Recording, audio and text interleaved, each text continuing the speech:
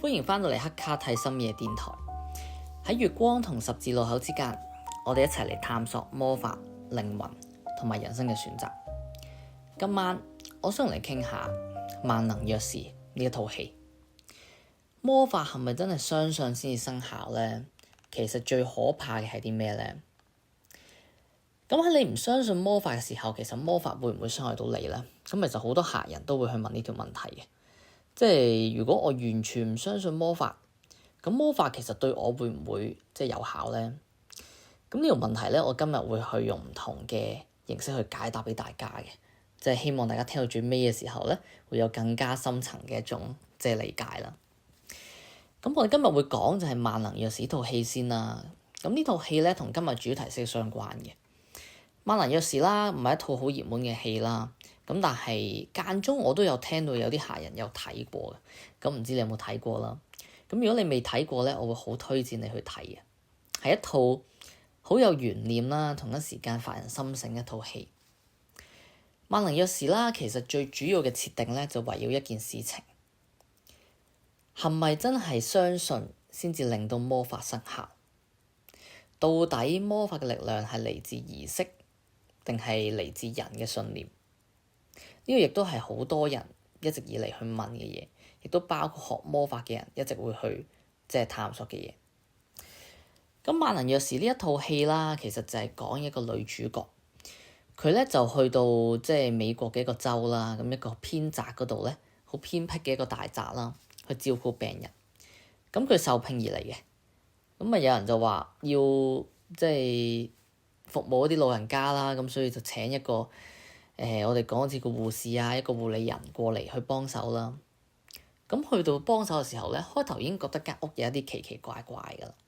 咁但係咧，亦都冇覺得有啲咩大問題啦，即係一啲可能百年老宅咧，咁可能都會有啲奇奇怪怪嘅風聲啊，奇奇怪怪嘅環境啊，個佈局都係比較陰森少少啊。咁但係咧，隨住開始有一啲奇怪嘅事件發生咧，咁佢開始咧喺度打掃房間嘅時候咧，無意中咧就發現咗閣樓。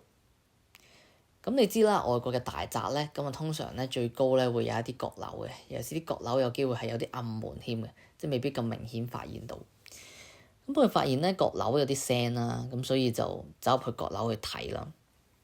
咁突然間就發現閣樓裡面咧係有個秘密嘅房嘅，咁當中咧係有唔少冇辦法去形容嘅儀式用品啦，甚至係狐毒hoodoo 嘅一啲相關嘅物品啦，例如一啲巫毒娃娃啊，例如一啲唔同嘅一啲動物嘅奇怪嘅屍體啊，甚至佢覺得咧成間屋發生嘅一啲神秘事件咧，可能同間房咧係高度相關嘅。咁個女主啦，作為一個好理性嘅人啦，一個相信科學嘅人啦，其實開頭佢唔信嘅，其實佢覺得呢啲嘢都係一啲迷信嘅嘢啦，一啲好 fancy 嘅嘢啦。咁後來咧，其實佢開始就係話既然有啲奇怪嘢，咁點樣去解釋咧？咁佢就嘗試用心理作用去解釋呢一切嘅，冇啊！呢啲只係心理嘅投射，因為自己可能嚟到人生路不熟咧，開始有少幻覺咁樣咯。咁但係咧，佢亦都係忍唔住咧，去不斷調查呢個大宅，亦都包括就係主人家嘅一啲秘密啦，到底係咩回事？咁隨住不停咁調查咧，咁佢開始慢慢相信，就係有一啲奇怪嘢係喺呢度嘅，可能主人家係識一啲無毒嘅嘢。咁電影啦，成個劇情啦，主要就係以嗰個大宅同埋我哋講狐毒儀式啦，就作為核心嘅。而真正危險嘅事情咧，就係由佢開始相信係有啲奇怪嘢，真係超自然現象，冇辦法形容嘅嘢，嗰刻開始發生。嗰刻啦，佢開始發覺，咦，的確我係冇辦法形容呢啲事情，科學都冇辦法去理解嘅時候，佢就開始真係不自覺有種恐懼喺度。嗰種恐懼咧，就帶動佢雖然口裡面講唔信，但其實個內心已經相信咗。咁隨住時間過啦，咁其實原來主人家有一啲秘密係就係想同佢有關嘅啦。咁最終主人家係成功，成功奪舍嘅，利用呢樣嘢，利用佢相信狐毒儀式呢樣嘢。咁當然啦，具體你就可以去即係留翻一啲 topic 俾大家真係去睇嗰套戲啦。咁但係呢一個簡單嘅簡介啦。咁點解其實會出現呢一個問題咧？或者萬能藥師即係點解其實佢主軸想講嘅嘢係咩咧？其實就圍繞一個主題，魔法係咪一定要相信？咁呢樣嘢啦，其實喺神秘學裏面啦，一直都好有爭議嘅。相信係咪一個必須嘅嘢咧？即係如果嗰樣嘢有效，咁點解需要我相信咧？咁如果佢真係需要相信嘅話，咁懷疑會唔會去削咗儀式嘅效果咧？咁仲有就係例如都有客人問嘅，如果我落 spell 落對方度，但係對方唔知嘅話，其實係咪有相同嘅效果咧？係咪有即係一個強大嘅效果咧？咁呢幾樣嘢啦，其實當然啦，喺魔法嚟講，唔同體系個答案未必一樣啦。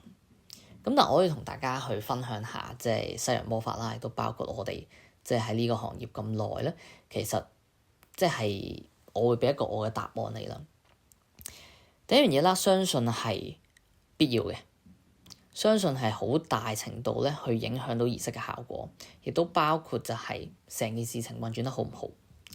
咁呢樣嘢唔單止係喺神秘學裡面嘅，其實我哋生活中咧喺唔同範疇咧都係先相信，然後逐步咧開始見到效果嘅。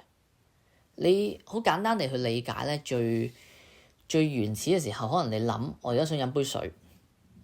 咁你應該係先諗咗我想飲杯水，然後你隻手咧再去攞杯水，然後你再飲一啖噶嘛。咁所以咧呢樣嘢係先喺個腦海諗咗，然後隻手再喐，然後最後咧就飲咗杯水啦。換言之，意念係先行嘅。咁當然啦，你腦海之中你去諗我想攞杯水嘅時候，你已經潛移默化咧肯定咗自己係攞到杯水嘅。咁你話喂唔係喎，即係如果我諗我冇諗過我攞唔攞杯水呢樣嘢嘅喎咁你去諗咧就係喺生活裡面咧一啲你想要嘅慾望。咁例如你先去諗我想要呢個慾望嘅時候，你諗咗呢樣嘢，如果嗰樣嘢咧係比較難實現咧，你好自然就會諗咧但係呢樣嘢得唔得咧？呢樣嘢係咪做唔做到咧？一定會有呢種諗法嘅，跟住你先去判斷呢樣嘢做唔做。但係如果嗰樣嘢咧係一定做到或者好大機會做到嘅，就係例如我只係行去餐廳食嘢，我只係飲杯水，我只係去返工。咁呢啲嘢咧係你已經 skip 咗，就係呢樣嘢可唔可行？因為呢樣嘢已經注定可行啊，喺你嘅世界裏面。所以先相信呢樣嘢咧，喺任何生活中，喺你意念同埋嗰個結果咧，其實係完全已經包括在內，而且係第一件事情嚟嘅。如果你唔相信嗰樣嘢咧，基本上你腦海一定會彈出嚟就話，但係呢樣嘢未必得。所以喺日常生活中咧，相信呢樣嘢，亦都判斷咗你做唔做呢樣嘢嘅。咁呢個就好直白地講啦。咁而喺魔法裏面咧，相信同樣係必須嘅。你可以見到咧，即使係一啲即係我哋講魔法係包含晒唔同宗教啦，即使係你講佛教啊、基督宗教啊，都好重視講相信嘅。因為如果你唔信嗰樣嘢嘅時候，其實等同就係你唔願意向宇宙接收嗰種能量。所以你見即係耶穌咧，成日都會話，即係包括現代啦，好多人會講啦，信者得救啦。見唔到，但係仍然相信嘅人係有福嘅。咁個關鍵仍然係相信嘅。嗰個信仰之心啦，或者叫信仰之躍啦，係好重要嘅。你有幾相信咧，係判斷你可以接收到幾大嘅嗰種能量，幾大嘅嗰個恩典。而魔法咧係異曲同工之妙嚟嘅。先相信，然後你自然咧就願意去接收宇宙嘅能量，宇宙能量更加能夠運行喺你身裏面，包括你氣場裏面，亦都包括喺對方裏面。因為呢個世界咧係一個主觀宇宙嚟嘅。咁我未來會開一條片去講咩叫主觀宇宙啦。咁但係你嘅主觀咧，主觀性係影響呢個世界好大程度嘅，at least 係影響你嘅世界。咁懷疑係咪會削弱魔法咧？咁係嘅。正如相信越強，咁懷疑咧的確係會削弱魔法。因為你都唔信嗰件事情得唔得嘅時候咧，你當然唔會即係 expect 呢個宇宙係會明你想要啲咩啦。咁又翻嚟咧一個 topic 咧，就係講關於施行魔法嘅人，佢嘅信念，亦都包括接受者嘅信念，兩個人都係同等重要嘅。尤其是我哋講緊，如果嗰樣嘢同佢高度相關。如果嗰個巫師或者我哋講嘅魔法師，佢做魔法時候個信念好堅定咧，佢可以出嚟嘅效果亦都係特別強嘅。當然接受者佢願意接受，佢好有信任之心咧，咁成件事情兩邊係相對咧，咁個效果亦都會特別強。所以相信咧，佢未必係全部，但係的確相信咧係佔一個好大嘅部分。我哋冇辦法將佢好簡單咧，就即係理解做就係信就有，唔信就冇。但係的確咧，信好大程度地咧係可以影響儀式嘅效果嘅。咁信念嘅本身啦，正如啱所講啦，的確可以影響個人啦。包括即係科學嚟講，我哋好常聽過嘅安慰劑效應啦，就係如果你有兩個藥啦，通常藥都一定會做呢樣嘢嘅，一定要去實測到底嗰樣嘢係真係有效啊，定一個安慰劑嘅效應。例如一個新藥出嚟嘅時候咧，佢必須要做個雙盲嘅實驗嘅，就係一粒藥咧其實係冇藥嘅，另一粒藥咧係真係落咗嗰隻藥嘅，然後佢就俾兩批人去試，就同佢講咧，我呢隻藥咧就係一個醫頭痛嘅止發燒嘅藥，然後佢唔會同邊講咧話其實邊隻係真藥邊隻係假藥嘅，佢只會同佢講話，呢隻藥就係止頭痛嘅藥，即係大家去試下啦。然後食完嗰隻藥咧，佢就真係去觀察到底有冇效果。咁佢會發現咧，其實兩邊都一定有啲人有效果嘅，但係咪真係食真藥嗰邊嘅效果係高過即係冇藥嘅嗰邊嘅效果？可能糖嚟嘅嗰邊嘅效果咧，而且高幾多咧？係咪一個誤差裡面嘅水平咧？咁佢真係必須要食完嗰隻藥咧，係明顯見到個效果，唔係一個安慰劑效應。換言之，用嗰個真藥嗰邊咧，的確好返嘅程度咧，係遠遠高過用即係冇藥嗰邊嘅。咁佢就可以判斷咧，呢個唔係一個安慰劑效應。同樣道理，信念咧，的確可以好大程度影響個人嘅。點解有啲人食嗰個冇效嘅藥，即係可能食粒糖都有用咧？係因為佢嘅信念係影響到自己，的確令到自己痊癒。所以呢樣嘢都好大嘅證明咧，一個反證咧，就係其實你嘅信念係可以醫治你自己嘅，甚至係可以扭轉一啲即係原本你以為冇辦法扭轉嘅一啲疾病。咁當然啦，唔係人人得啦，但係事實上佢係可以，你嘅心態，醫生都會話嘅，你嘅心態 positive 嘅話咧，其實你更加容易好返嘅。一個人咧，如果好相信自己會好轉咧，佢身體同感受咧可能會出現變化嘅，令到自己真係同個身體同步，變得真係好轉咗。如果一個人倒轉咧，好相信自己會受到傷害咧，嗰個恐懼同壓力咧都會對身體產生個真實嘅傷害、真實嘅影響嘅。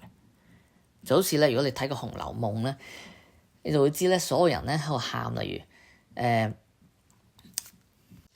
好似林黛玉咁啦，咁佢日日喊，日日都好唔開心嘅時候咧，佢嘅身體會越嚟越差嘅，同一個道理嚟嘅。咁所以啦，信念的確可以產生一個好大影響嘅，而加埋信念呢樣嘢本身亦都可以令到你接唔接收到宇宙嘅能量，接唔接收到我哋講魔法嘅能量。所以當你嘅信念堅定咧，你一方面對自己嘅身體都包括自己嘅氣場咧，產生一個好正面嘅變化；另一方面對於接受宇宙嘅能量，包括儀式能量咧，亦都會有個正面嘅推進。再加埋我哋之後會講一個主觀宇宙嘅概念，所以你只要堅定你嘅信念，其實你改變到好多嘢嘅，好多嘢。咁而魔法同信念啦，到底邊樣嘢係先出現啦？到底因為魔法有效你先相信啦，定係你相信先有效？咁其實呢一個 topic 咧係一個相輔相成嘅，兩樣嘢咧係冇分先後，係一種共時性嘅。你相信而魔法有效，魔法有效同時你相信，係同步出現嘅。所以佢並唔係話即係到底係因為你相信先有效，唔止嘅。其實佢兩樣嘢係同步，一個共時性嘅。呢個就係咧我哋講即係點解呢套戲咧一個有趣嘅地方，係女主咧佢產生嗰條問題就係佢每一次都一定要需要啲證據先相信，但係每一次去揾證據嘅時候咧，都令到自己更加相信呢一個系統嘅。所以女主佢喺度以為自己揭開緊魔法嘅一個虛幻嘅時候咧，其實佢一步步咁樣學習緊點樣相信佢。所以魔法嘅重點啦係相信，相信係一個好大嘅影響嘅，亦都包括我哋講巫師嘅相信啦、客人嘅相信啦、對於宇宙嘅信任啦，呢啲全部都會有幫助。所以最後啦，咁我就做一個總結啦。其實魔法啦最神秘嘅地方啦，唔單止係儀式做咗啲咩嘢嘅，而係當你真係可以真正信任一件事情嘅時候咧，佢會開始點樣改變你睇到嘅世界。所以相信嘅力量係好大嘅，亦都的確係可以幫到你好多嘅。保持信仰之心，保持個相信嘅力量，然後敞開自己，接受宇宙嘅安排。咁願月光指引你嘅道路，我係星月巫師。咁我哋喺下個十字路口再見。咁同之前一樣啦，如果你有任何關於魔法啦、關於靈性啦、關於我哋講身心靈嘅疑問咧，咁歡迎咧就直接可以 WhatsApp 我哋嘅，同埋記得加入我哋 WhatsApp channel 啦。咁我 WhatsApp channel 裏面咧，咁其實會有我哋最新嘅資訊啦，有我哋嘅 update 啦，有我哋嘅 service 嘅。咁有任何你個人化嘅，想我哋幫手，例如揾我哋做塔羅啦，我哋做通靈啦，或者需要儀式嘅幫助啦，咁都係可以聯絡我哋講你嘅情況嘅。咁我哋會同你去傾咗情況，跟住諗下點樣可以幫你解決啦，點樣可以輔助你啦。咁啊，如果加入咗我哋嘅 WhatsApp channel 咧，咁記得可以 WhatsApp 埋我哋，同我哋講話你加入咗啦。咁我哋咧會送靈魂月刊第一期俾你嘅電子版嘅，咁你亦都可以睇到香港嘅靈性雜誌啦。咁我哋下個十字路口再見。